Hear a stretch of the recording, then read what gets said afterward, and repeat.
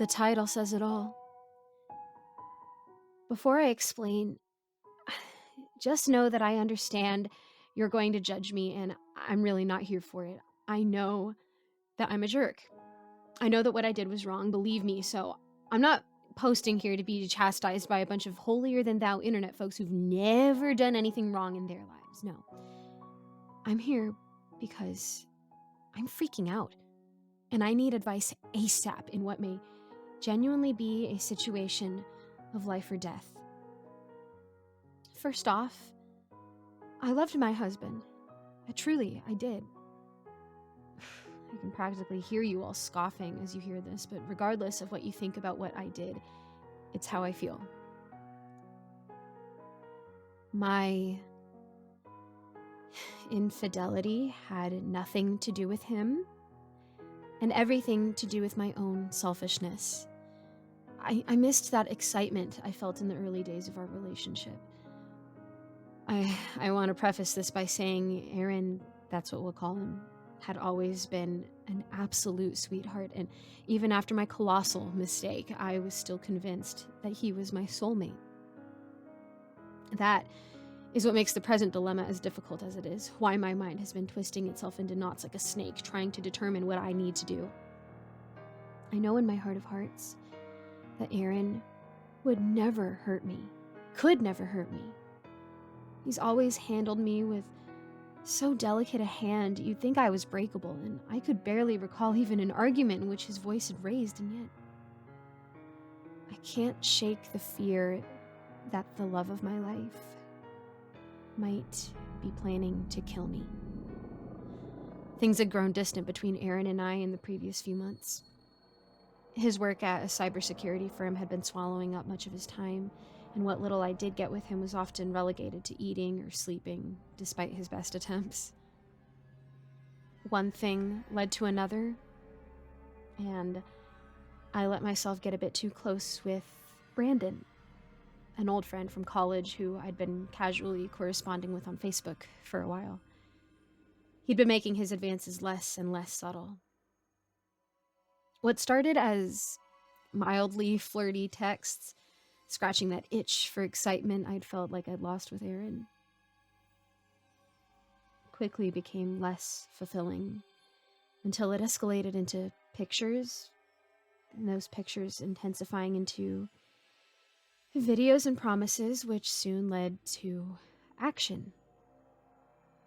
It seemed like before I could really get a handle on what exactly I was doing, I was engaged in a full-fledged affair right under Aaron's nose. I meant to end things. Truly, I did. I spent the night after my first secret meeting with Brandon just racked with guilt. Every kiss on the forehead or kind word from Aaron made thorny vines of regret squeeze tighter around my heart. I wish I could say that was the end of it. God, I know I'm an awful person. I know I should have taken it as a sign to stop. However, if anything, I did the opposite. Instead, I dulled the pain of my own betrayal with the momentary pleasure that those secret moments offered, the wrongness of it all only adding to the intrigue. It wasn't until a month later, this week to be exact, that it all came to an abrupt end. As much as I regret to admit it, through no choice of my own. And now, my husband is downstairs, cooking us dinner, singing cheerily to himself. The heavy aroma of meat being cooked wafts up the stairs, sweet and savory, and I've never been more terrified of what might become of me. I can't wait to see you again tomorrow. To hold you again. It's all I've been able to think of. I bit my lip, stifling the smile I felt rising in me as I read the text. I swallowed hard, my face running hot, coughing and rubbing my palms over it to hide the blush I knew must be visible. You seem happy tonight. What's up? I met Aaron's gaze from across the table, breaking it just as quickly as guilt blossomed in place of that secretive excitement. He grinned up at me, spinning a sporkful of the pasta he'd brought home for dinner. I stifled a frown, a twinge of a sad sort of pain in my heart at his expression.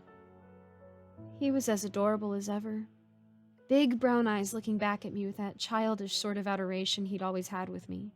His carefree grin, despite the lines of age and exhaustion from work, had slowly begun etching in his features. Nothing, My mind scrambled for an adequate response, something that would pacify him enough to prevent any more questions. I'm happy you're home. Always am. I smiled, reaching across the table and placing one of my hands atop his for good measure. His eyes lit up, grin growing into a full-blown smile as he raised it to plant a kiss. How can you do this to him? The thought rang so loud in my mind I was almost sure he could hear it. You're a terrible person. He doesn't deserve... The gentle buzz of my phone sent pins and needles rippling atop my skin like a tidal wave. My heart tingled with a nervous yet intoxicating sort of excitement.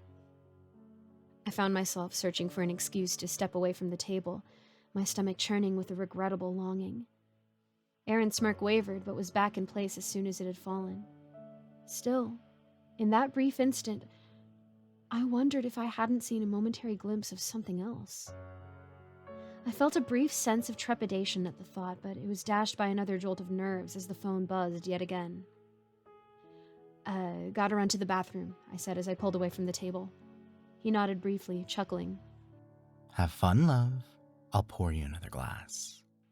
His eyes followed me as I made my way to the hall. Jess? The sound of my name halted me in my tracks, heart beating with anticipation, hand almost tingling to grab for my phone. I know things haven't been perfect lately. What with the new job and everything, and maybe I've been slacking a bit. I can tell you've been feeling that. His voice wavered.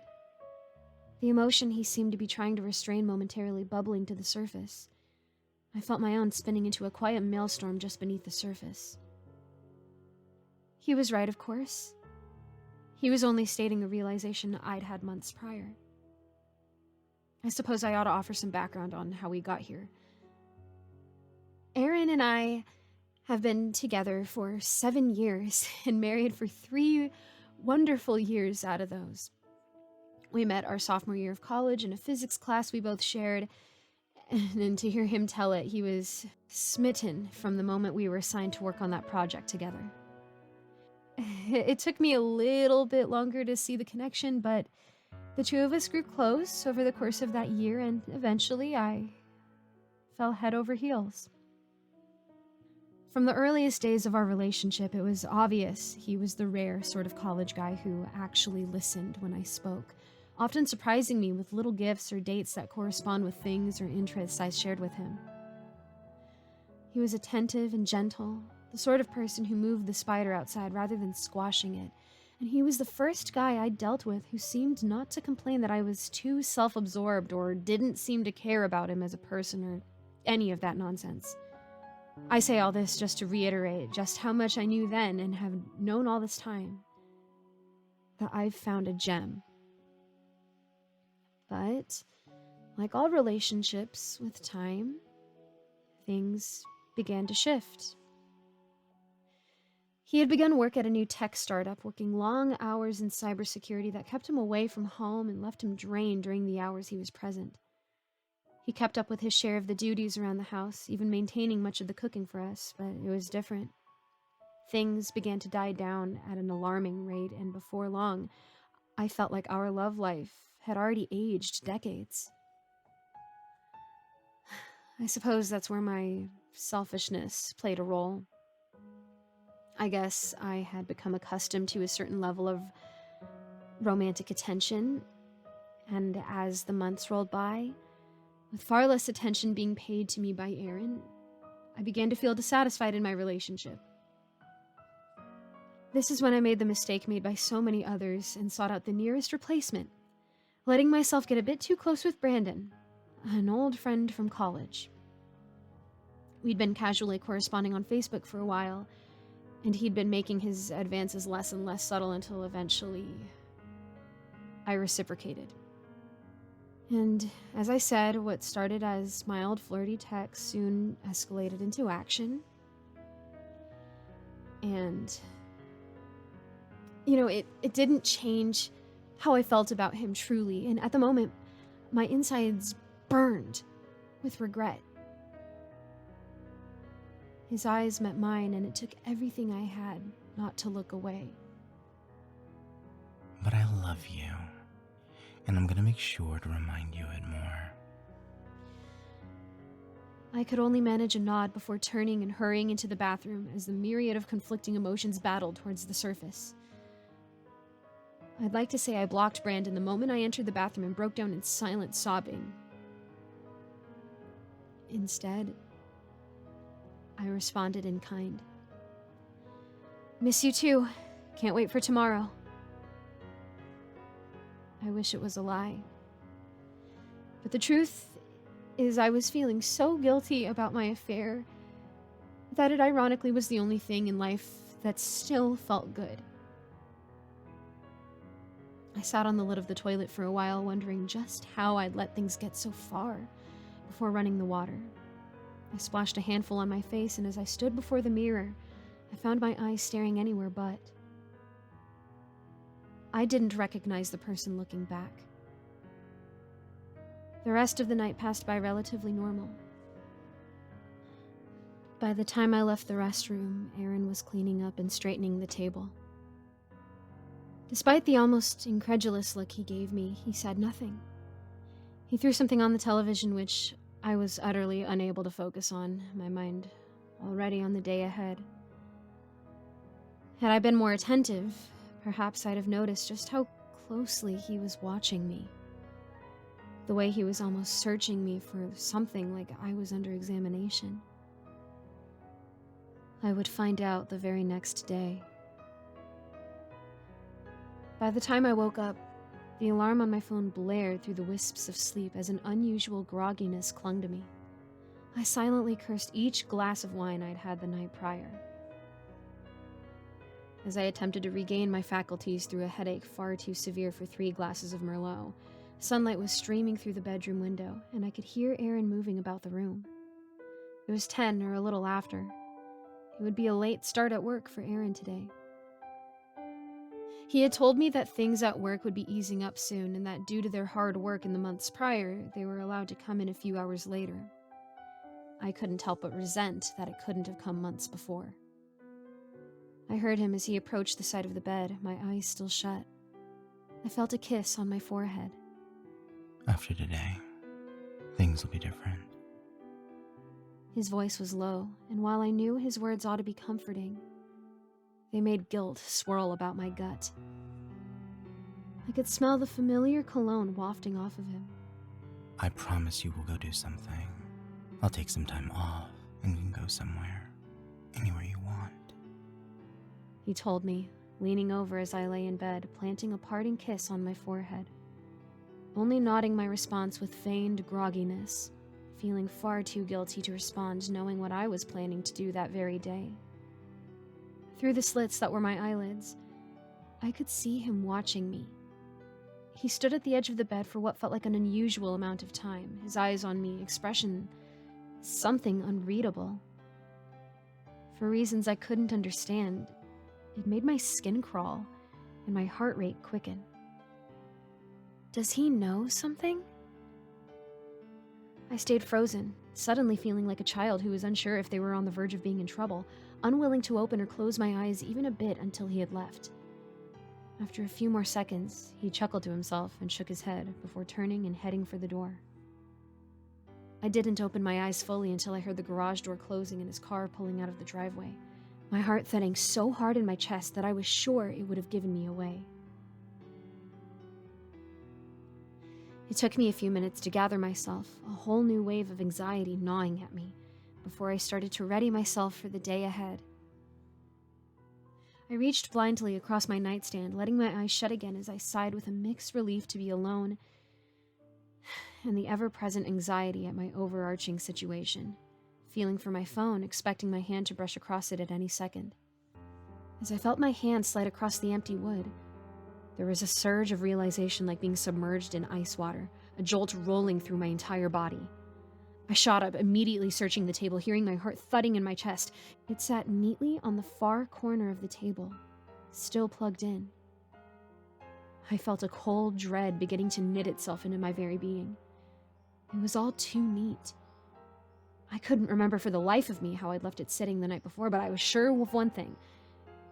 It had been facing down. I stared at it for several seconds, as though it might change the reality. My distorted reflection stared back from the screen of my phone.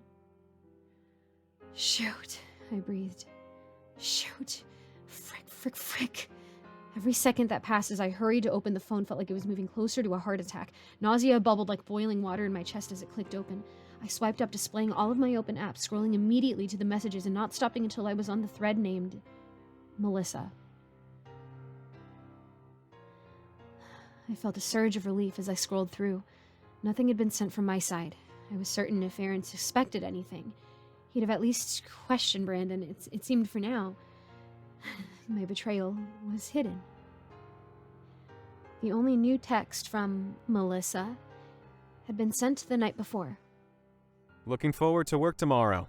Been waiting to get that project of ours done since last week.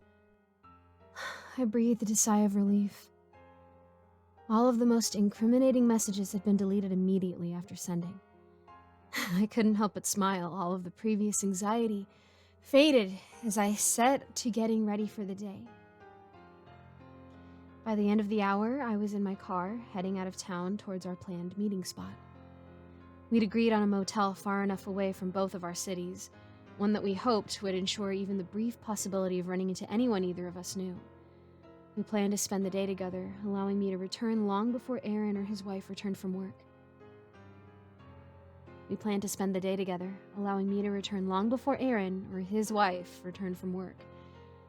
Hopefully raising no suspicion. The ride there was one of peaks and valleys, almost overwhelming excitement making me jittery. Believe me, there was doubt. Heck, there was even several moments stuck at red lights in which I nearly felt myself turning the car around.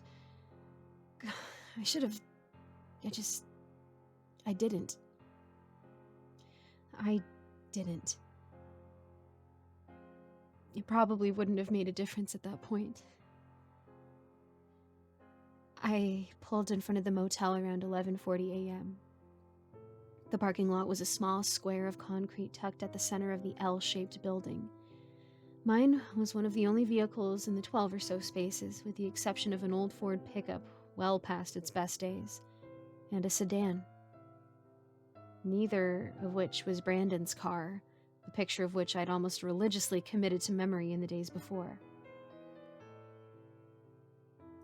I debated between waiting in the car or checking in, my nerves eventually making me settle on the former, though the longer I waited, the more I felt my eyes searching nervously.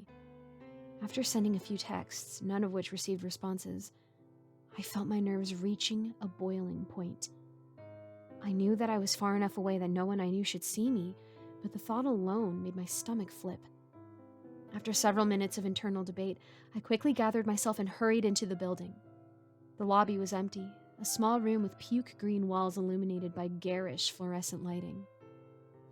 A single man sat behind the desk, short and slightly balding, not even bothering to glance in my direction as he watched whatever show was blaring from the screen of his phone. After an awkward few moments, I cleared my throat, prompting an uninterested stare. We have a reservation under Billy Tucker, I spoke, trying to sound confident as I offered the fake name Brandon had given. The man cleared his throat, a loud, obnoxious sound, sucking his teeth as he glanced over at the wall full of keys to the side of him. After a moment, he responded. That room's already been checked in. I frowned, feeling a stir of confusion that only worsened my anxiety. When? I'd seen no sight of Brandon's car. Had he taken an Uber? It felt strange that I wouldn't have seen him. The man flipped his phone, seemingly moving on to texting as a method of trying to ignore me. Perhaps he just wanted to get there early to surprise me. I smiled a bit at that. Given the romantic nature of his messages, I certainly wouldn't put it past him to try and doll up the room a bit, doing his part to make the most out of a dreary motel room. Still, it was a bit past 10:30 a.m. He should have been here almost a half hour ago, and if there was one thing I'd come to learn about Brandon, it was his punctuality. He came a few hours ago. Maybe 6, maybe 7. Checked into the room and left a few hours later. He cut me off, finishing whatever message he was sending as he slipped his phone away. He looked me up and down, snorting loudly for a moment as if to clear his throat. Seemed real eager for your arrival, Missy. Giving little attempt at tact before grunting with and adding, Can't imagine why. My eyes squinted, face twisting into an expression that, if looks could kill, would surely have struck him dead. My mind spun for a moment as I considered the variables. For one, it made little sense that Brandon would arrive so early. For another, he had my number. Why not respond to the string of texts I'd sent since I arrived? I swallowed hard. All of my excitement for the day was quickly fading, leaving only a burning sense of anxiety. I felt like a child again, with a lingering sense that I just may be in trouble. Had his wife caught him? The thought was like a bucket of ice water over any passion still smoldering in me. If she did she know who I was? Would she tell Aaron? The questions tumbled one after another through my mind, each raising my heart rate more than the last. Was he alone? I asked suddenly, hardly even realizing the words were on my lips. Was there anyone with him? Did someone meet him here, or, I don't know, find him? The man pursed his lips, staring to the ceiling in a look of exaggerated concentration. You know, come to think of it, there might have just been someone with him. Hard to remember, sitting here for so long. I felt my heart take a plunge. Who? Was it a woman? Was she angry? I held my tongue before I could begin rambling. Jeez, it was so long ago. This is a busy establishment, and I'm not sure I can remember without a little help. Maybe some motivation? My teeth felt ready to crumble with how hard I grit them as I reached for my wallet with all the speed and fervor of molasses. I pulled out a 20, and at the sound of sucked teeth, pulled out another. He reached for the cash before I could even offer it, snitching it with his thick fingers, and smiled. Yep, I remember now. There was a guy, dark hair, maybe late 20s, early 30s. He pulled in a little bit after your trucker fellow. Gave the name and the room number, so I gave him a key. Gave me a 50 just to text him when you got here. I felt my heart pounding, a series of conflicting emotions and rising questions fighting for supremacy in my mind. He paid you gave him a key? Who was it? Did you get a name? He appeared indignant at the clearly accusatory tone of my question. No, I didn't. I don't get into the business of what you people do in my rooms, and I'm definitely not asking no two men about what they're getting into. What do you take me for? He stood and walked over to the wall, grabbing a key. Here. You've got the room until 8. He huffed, turning his chair to the side as he returned to whatever he'd been watching on the phone before. I stood for a moment, staring between the man and the keys on the table, before deciding I'd get no further with him and snatched them up while I muttered, douche. As I stepped out of the lobby and back outside, the shift from anger to mild, uneasy panic was immediate. I felt my breath grow uneven as I began making my way towards the room. A quick scan of the parking lot still showed no signs of him. My head spun. The most likely conclusion I could think of, or most prominent at least, was that he'd been found out by his wife. I couldn't explain what the man at the front desk had told me if he was being honest. And for $40, I hoped he was. Brandon had been here and was followed into the room by a man who knew the name and number to ask for. I racked my mind for who would be following him like that. Maybe his wife hired a PI, a relative, perhaps? None of it felt right. I couldn't see any reason for someone to follow him into the room. I arrived outside the door, my mind still turning over the sparse details offered. I pushed it open, partly hoping to be greeted with his voice, but it was empty. Well, not empty. I quickly made my way to the bedside, my eyes locked immediately on the note sitting on the side of the bed. I picked it up, my eyes running along the sides laced with decorative depictions of flowers. Dear Jessie, if you've listened to my instructions, you're reading this on the way home, hours after we've already met. I'm not much for love notes, as you can probably tell, but I sometimes find expressing things face-to-face even harder, so I wrote this beforehand to make sure you've heard/read it at some point tonight. The time we've spent talking has been the happiest I've felt in years. You remind me that there's more to all of this than the daily slog. I'm glad to share this moment with you, and here's to the hope that perhaps one day it won't have to be so covert. P.S. I hope you like the roses. I felt my heart pounding as I finished the letter, searching immediately for the roses and finding none. Had he not had the time to leave them? Okay, so he had been here. Long enough to leave me a note, clearly. Someone had followed him in, and now he was gone. My heart pounded, my head buzzing with rising panic as dark thoughts began to creep in. I pulled out my phone, finally calling. It rang and rang with no answer. I tried again and again and again. 5 more calls, all yielding the same result. For a moment, I flirted with the thought of calling the police, but as logic followed the panic, a series of flaws showed themselves with that idea. What would I tell them? Officer, the man I'm cheating with failed to show up for our shady meeting. I believe he might be... I didn't even want to finish the thought. It was ridiculous, of course. The more rational, albeit still painful, probability was that the guilt had overtaken him and he turned back. The thought hurt on several levels, chiefly the guilt I felt having had the decision made for me. But still, none of it explained what the man at the front desk had said. There had been another man to ask for a key and who'd paid him $50 to know when I'd arrived. Someone had followed him in here. With that emerged the darker possibility that even if something had happened to him, I couldn't openly report it. Getting tied into an investigation would inevitably expose what we were involved in. I felt my stomach flip, the urge to vomit making my eyes water. No, he's fine. He simply went home. I tried my best to be louder than the dark thoughts, but it didn't account for the stranger details of the day. After a few moments of trying to grasp the situation, I decided it best to return home early. I could think of an adequate excuse for Aaron as to why I'd be leaving work so soon. I didn't want to spend a moment longer in that silent motel room, accompanied only by my thoughts growing more unnerving by the second.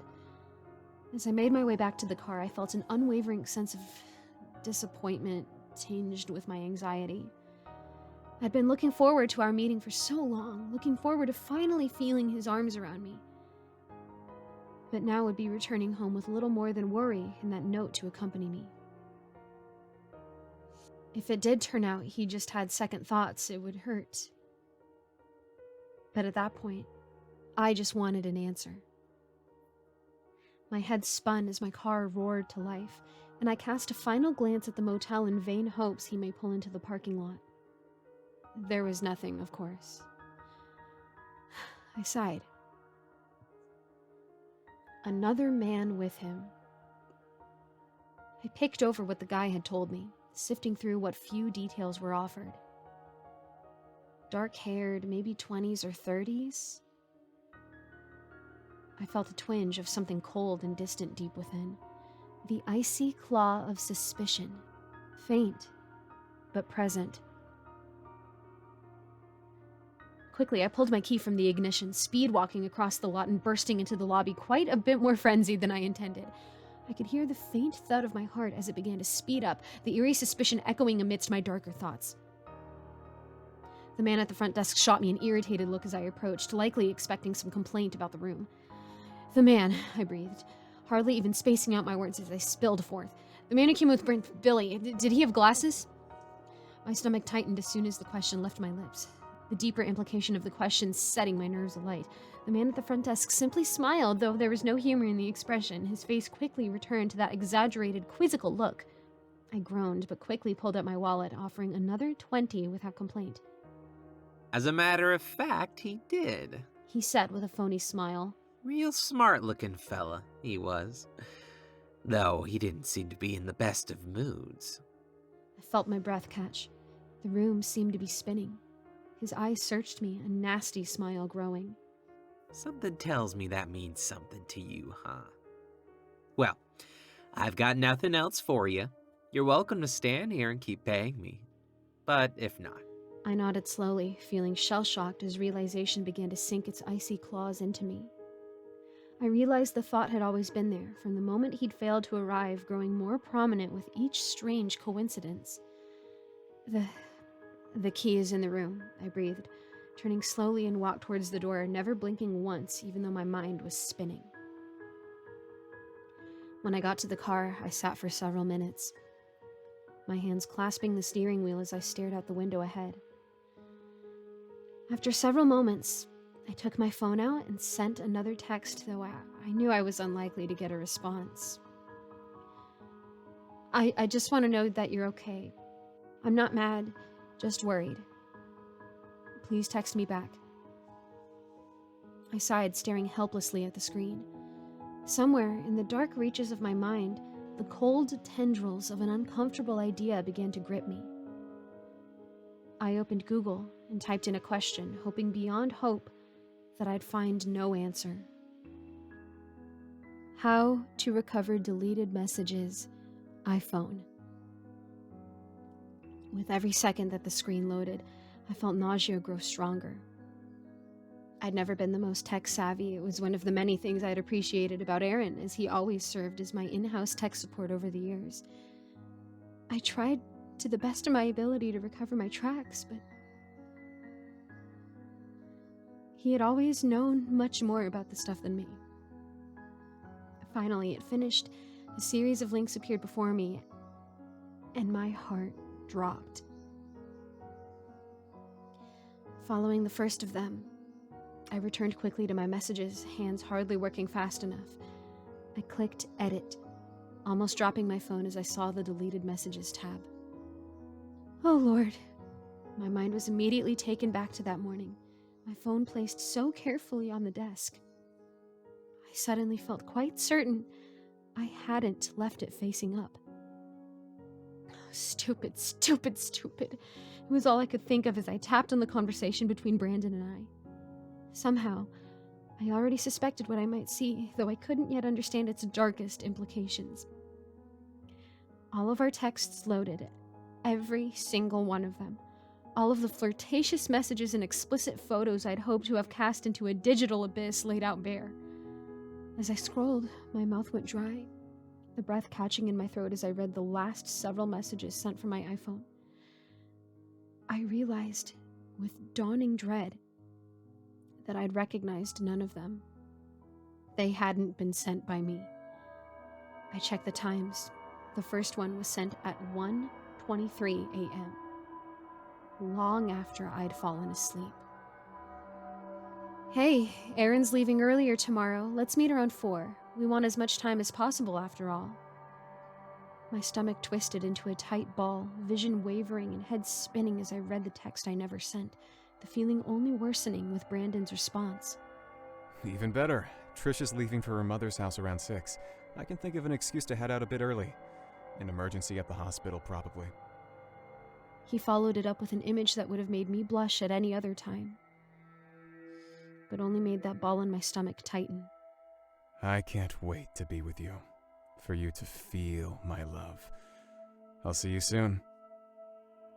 I wrinkled at that, at the thought of Erin reading that.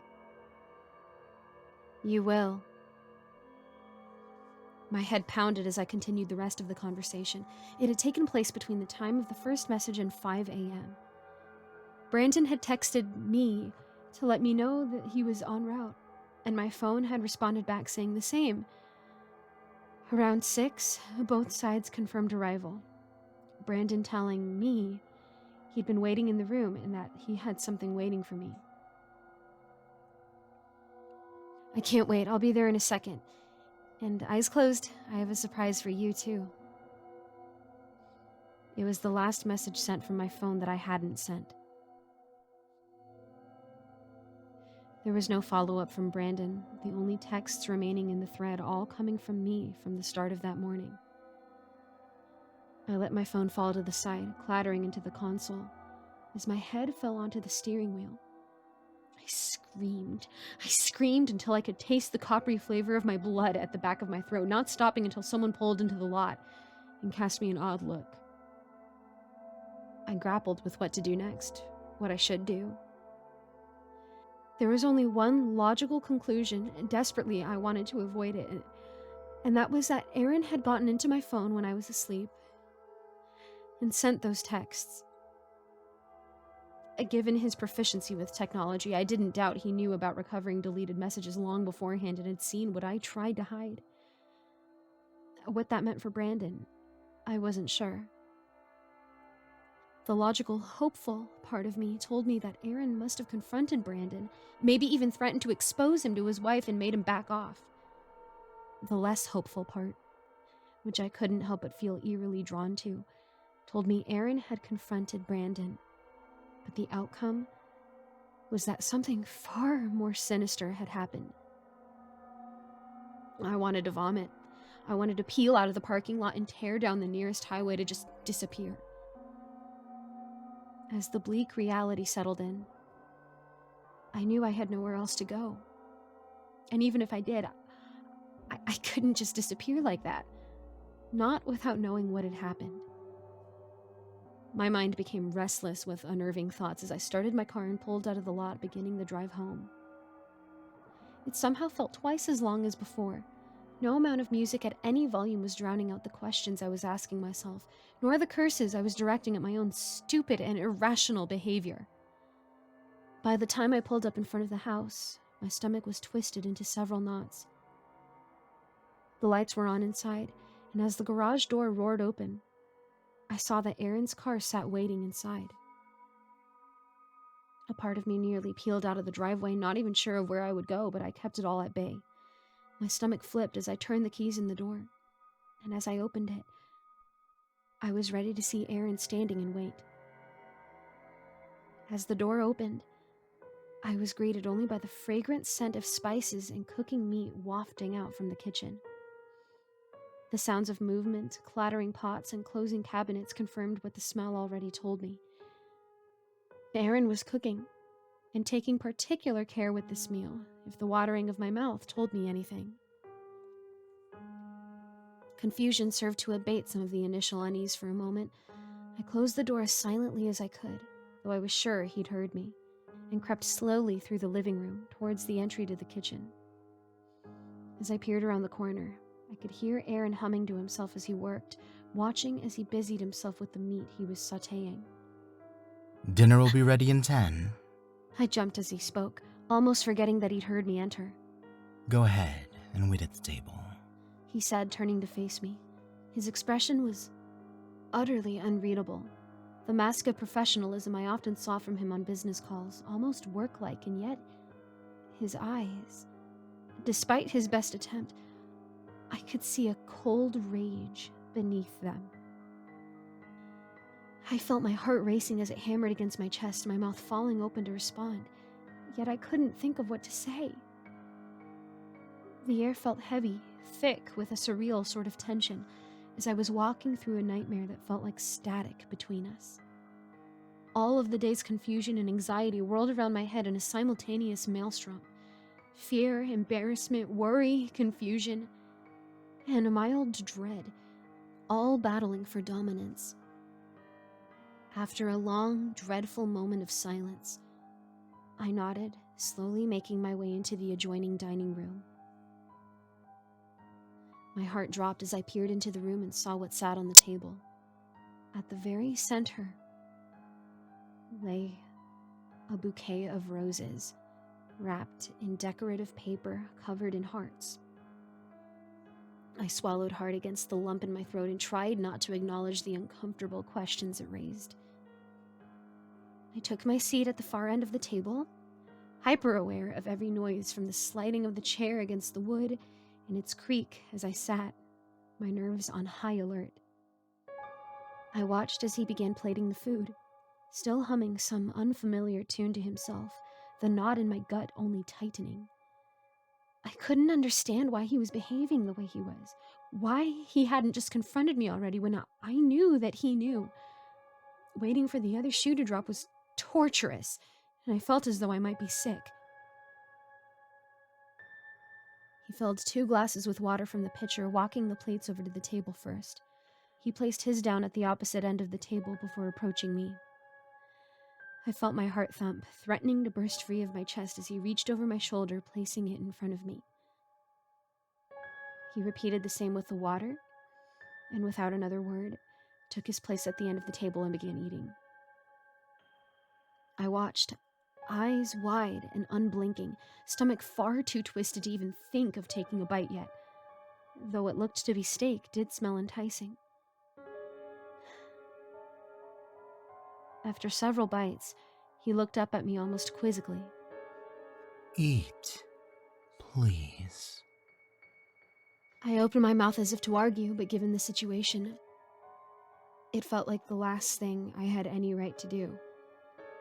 Reluctantly, despite the nausea still nipping at my gut, I cut into the meat and took a bite. He nodded as I chewed slowly. The taste was unfamiliar but deeply savory. I wondered what sort of seasoning he might have used. How are those green beans? He asked over a mouthful. I think I may have overseasoned them, but who knows? Still in disbelief as I chewed the gamey meat. It was delicious, but unfamiliar. I took another bite. Was it elk? Deer? Why are you doing this? I blurted the question before I could think better of it. He shot me a look, confused, though I could see in it the anger barely restrained. Doing what, my love? He asked, a mocking lilt in his question. Cooking for my ungrateful, conniving, treacherous wife, as I do so often? Well, why wouldn't I? The sensation that pierced my chest was like a white-hot blade, my stomach lurching as he spoke. I knew he was angry, furious surely, but I'd never heard Aaron so much as address an unkind word at me, and to hear such fury, almost hate. It chilled me to my core. Aaron, I know I messed up and Stop. Just shut up. He spat the words through clenched teeth, hands balling into fists around his utensils as he glared at me from across the table with such malice.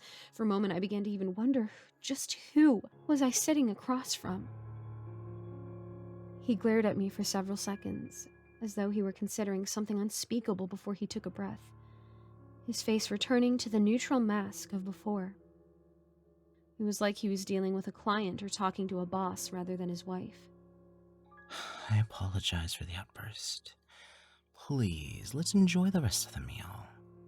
I tried to blink back the tears that were blurring my vision, feeling my face start to redden. I'm sorry, I whispered. He nodded. I'm sure you are. You're sorry that you forgot. For all the praise I heaped on you, I've always been the smarter one. His eyes locked with mine, and I was no longer looking at the Aaron who'd loved me for the past several years, but a cold, calculated man who'd been scorned. You're sorry you got caught. Maybe even sorry that you did it, but not because you regret it. No, because you know there was no reality in which I wouldn't have caught you. I could only listen as he spoke, feeling equal parts hurt and regretful that a part of me agreed with him. He smiled, the expression somehow genuine, taking another bite. But it's okay. I think I can try and forgive you. After all, it's not a mistake you'll make again. He peered up at me. Right. The question was asked in such a tone that I knew there was one answer. No, of course not. I wanted to be relieved, and part of me was, but something was still so wrong. My eyes fell on the roses lying on the table between us, my mind recalling the note I'd found on the motel bed. I had to know what had happened to Brandon. I'm so sorry to ask, believe me. It's not because... I just need to know. You were at the motel, and the man in the lobby told me. You paid him to tell you when I arrived. You went into the room. My voice shook, but I met his gaze. What happened to Brandon? He laughed, a deep, genuine sound. He laughed and laughed and laughed some more until his face was red and he'd sent himself into a near coughing fit. I felt my guts twisting themselves all the while. Mister, I can't wait to be with you. He asked in a mock seductive voice. He chuckled. Don't worry. I made sure your lover got his wish. My head spun as I tried to make sense of what he was saying. As realization began to rise, like some beast surfacing from the dark waters, I felt my mouth begin to water, my throat heaving with the need to vomit.